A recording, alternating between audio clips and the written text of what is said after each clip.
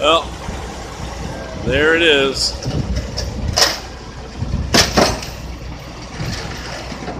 Chase's new ride.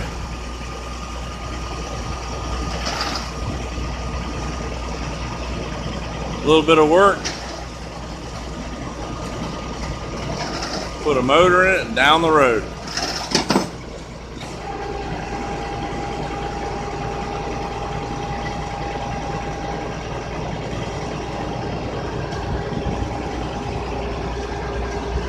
Guy drove that truck here from Texas, so it's got no real rust on it, no rot. 6 inches of skyjacker, 6 inches of body lift. He had a 5-liter small block Ford in it. We got the motor, he took it apart. The guy was kind of a motorhead. So the cam looked toast, but the crank looked fine.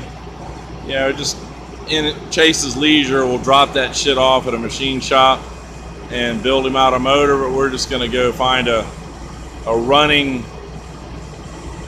small block Ford, a 302, because of the transfer case, and drop it in there and rip off the fuel injection and put the Edelbrock thing on in the carburetor, and down the road she'll go. Put the grill back together, some small various parts. So this is Chase's new project.